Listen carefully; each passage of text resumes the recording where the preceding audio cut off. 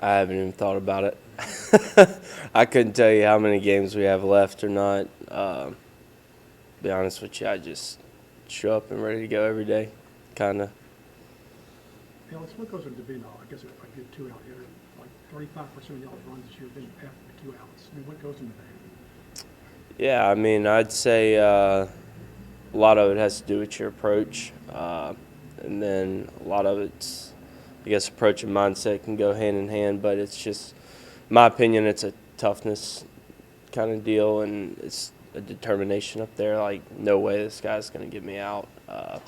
That's kind of how I look at it every time I go up there. When I step in the box, baseball is kind of a weird sport where it's kind of a bunch of individual performances all over the field that kind of come together and make a team, I guess you could say. It's not like football where it's all 11 guys on one play. When you're in that batter's box, you're by yourself. Your teammates can pull for you or whatnot, but you're by yourself. It's you versus the pitcher. So kind of how I look at it is every time I go up there, it's me versus the pitcher, and no way he's gonna beat me. No way he's gonna get me out right here. So I'd say it's a toughness deal and just kind of a determination in your head. You're batting 346 through 52 at bats so far this year. What changed for you? What have you changed and worked on to kind of be a more consistent guy at the plate? Yeah, I think experience, age probably has a lot to do with it. I think this is like my third or fourth time going around, so I think that has a lot to do with it. But at the same time, it's all about who you surround yourself with, and I've with great coaches every day, working with Chief, working with Coach Johnson, but also the people I surround myself with. Like, I know guys have talked about it before. I know Hayden said it last week, but in that locker room, like, you got a bunch of guys, and we talked about it in the off season, but you kind of want everybody's arrow going the same way when it comes to a team. Like, you don't want people going this way, that way, or whatnot. Everybody's kind of working towards the same goal, and everybody's pulling for you. So that's also helped a lot. We were talking with Jay, and he just talked about the depth of this team, and you guys are obviously dealing with a bunch of injuries. But you're in that situation right now where you're filling in for Brady and doing really well. Just could you talk about the depth of this group and just how that's helped you guys kind of not only survive but still thrive as a team the last several weeks? Yeah, I think this team's loaded with talent, and no, I don't think anybody's ever looked at it as kind of I'm in this role.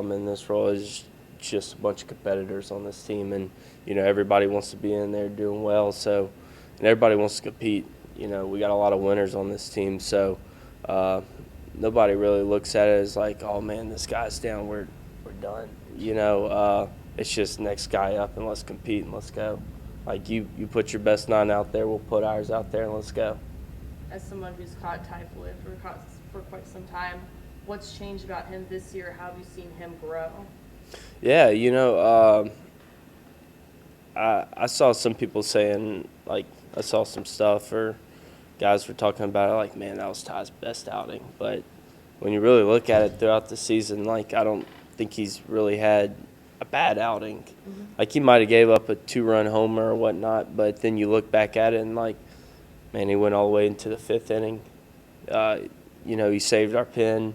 And but I thought, yeah, probably Saturday at Ole Miss was probably his best outing of the year, I guess you could say. And I think he just filled up the zone, man. Kept hitters off balance, mixed in pitches. Wasn't necessarily in the middle of the zone, but he was around the zone, which as a hitter can be very uncomfortable. We've all faced Ty in the fall, and he's a great pitcher, great competitor, and he keeps his composure out there. And he just competed his butt off, and I was super proud of him. I've talked to some scouts who've said that, like, his fastball has elite movement. Can you maybe describe, like, what that means and how, like, what makes his fastball so unique? Yeah, everybody throws hard these days. I feel like, it doesn't matter if it's a midweek game, weekend series, like, everybody's throwing 90+. The same thing with Paul Skeens. He's throwing 100, but he's also got, I think, like 22 inches of horizontal break on his fastball, which is that much movement. And same thing goes for Ty. His is a little bit different. His plays up in the zone, so he's got a higher spin rate, which 95 is probably going to play like 97, 98. And then the ball is just going to stay on plane. So for him to understand that, and then with all the data we have with Wes Johnson and the resources we have here, like guys actually understand what their pitches are doing so they know where it's playing in the zone, how to pitch the guys, and how to use it effectively, which is big. Alex, you're one of the veteran guys in this team. You faced Alabama before. Jay said that he feels like for that team, it's their time. What do you expect to see from them? Yeah, I mean, I think anybody in the SEC, like, anybody can beat you at any time. So, obviously, they're playing really good baseball right now. I think they won the last 5 out of 6 games. So I expect them to come in here and compete. You know, anytime you're playing under these lights, like, there's definitely going to be some juices flowing, 13,000 fans watching. So, I mean, I don't expect anything less than their best shot. So we're going to do the same thing and just compete. Christian Little was talking to me about how you've called a couple of the pitches for him. What does that feedback look like with, like, how does that work with the pitch comm, with Wes and stuff like that? Yeah. So we kind of worked on it in the fall, like, once Wes got to know me and I was working with Wes, you know, we kind of bounced pitches off, hey, what are you seeing here? What are you seeing here? And I guess kind of gaining his trust through that and talking and understanding batters. Like, we go over teams' lineups before we even step out onto the field. So just understanding what their batters are doing and what our pitchers are doing. And just kind of over the years, I've learned what I'm looking at, and I guess you could say matured over the years. So he trusts me. If I see something, hey, Wes, I got it right here, and I'll call the pitch. Or if Christian wants something, me and him have worked well together to where if he wants something, like, I normally go straight to it, and we're on the same page. So it's just a team working together. But at the end of the day, I'd say Wes is calling the majority of the pitches. What's it been like to work with Josh Jordan as your new positions coach? Oh, it's been awesome, man. It's definitely a privilege. Not many programs out there have catching coaches, so to say. You hear about hitting coaches, pitching coaches, infield coaches, and you never really hear about catching coaches. And to be honest, from the time I've been here, never really had one. It's kind of something like gets pushed to the side, you know. And for him to come in and be able to work with us each and every day and have a consistent coach there that, you know, I'm always in his office after games, before games, after practices. We're going over film, data, you know. And to have him there in my corner, it's been huge, not only for me but for, I think, every catcher in this program. And I think that's something that's going to take this program even another step forward. But, yeah, just back to your question, having him, it's been awesome. What do you think he's brought to your game as a coach? I think just another person be able to sit there and watch me, you know, each pitch.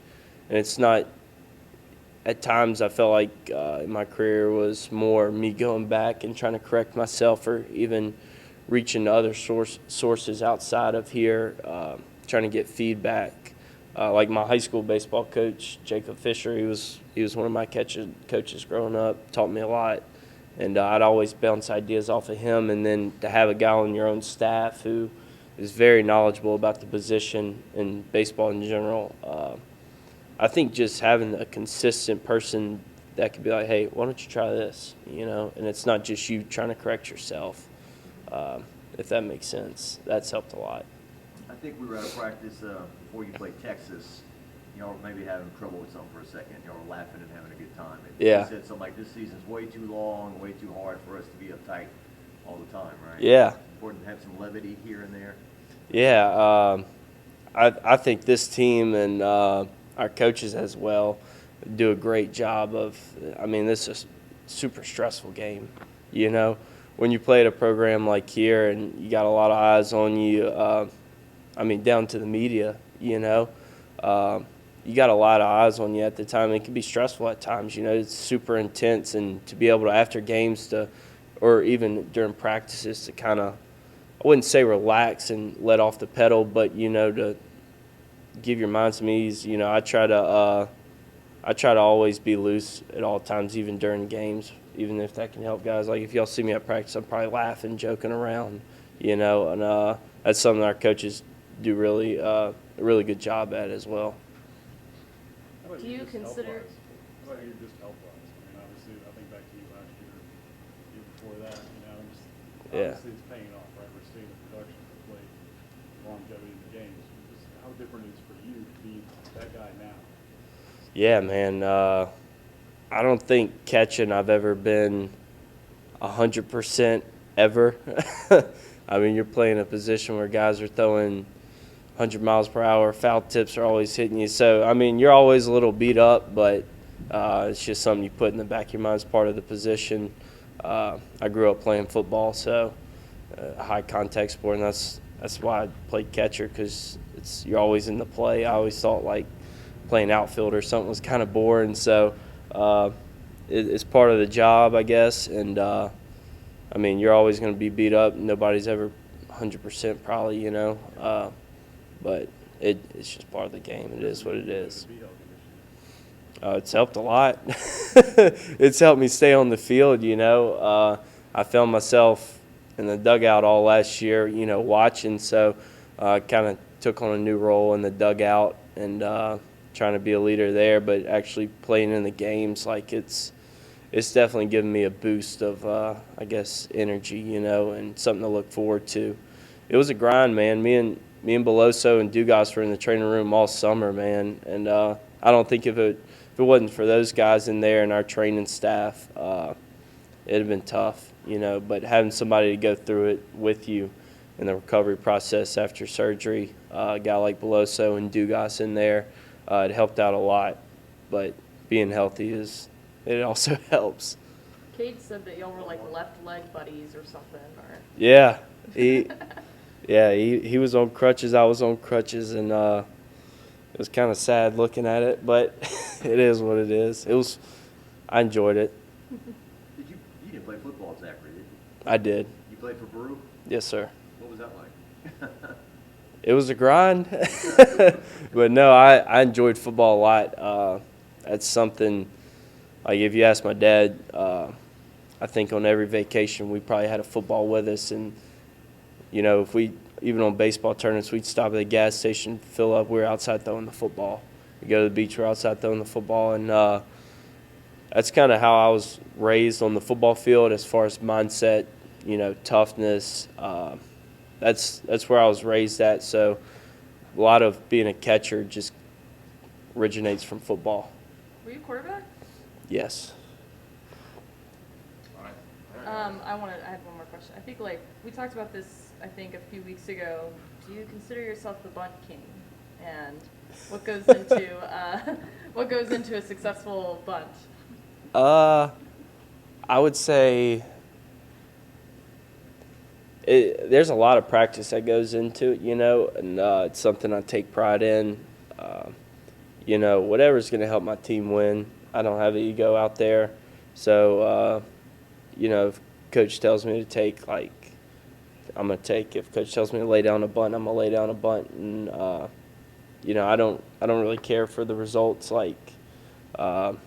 hits, batting average. That doesn't really play into how I play the game. I'm just out there to do whatever my team needs me to do to win.